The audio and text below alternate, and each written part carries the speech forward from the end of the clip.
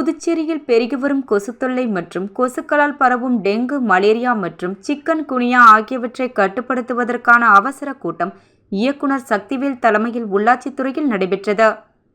கூட்டத்தில் நலவழித்துறை உதவி இயக்குனர் டாக்டர் வசந்தகுமாரி அவர்கள் புதுச்சேரியில் மேற்கொள்ளப்படும் தடுப்பு நடவடிக்கைகள் குறித்து விளக்கம் தந்தார்.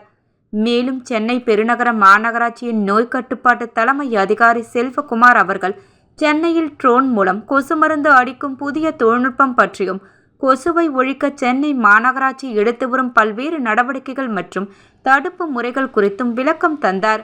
மத்திய அரசின் வெக்டர் கட்டுப்பாட்டு துறையின் மருத்துவர்கள் தங்களது ஆலோசனைகளை வழங்கினர்.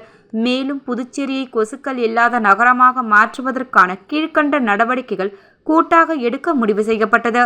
கொசு உற்பத்தி காரணமாக உள்ள கழிவுநீர் மற்றும் தேங்கியுள்ள பொருட்களை அகற்றுவது, பொதுமக்கள் மற்றும் மாணவர்களிடையே இதுகுறித்து விழிப்புணர்வு ஊட்டுவது, தூய்மையை பராமரிக்காத நிறுவனங்கள் மீது அபராதம் விதிப்பது, கழிவுநீர் வாய்க்கால்களை உள்ளாட்சித்துறை மற்றும் பொதுப்பணித்துறை அமைப்புகள் இணைந்து வாருதல் என்ற முடிவுகள் எடுக்கப்பட்டது.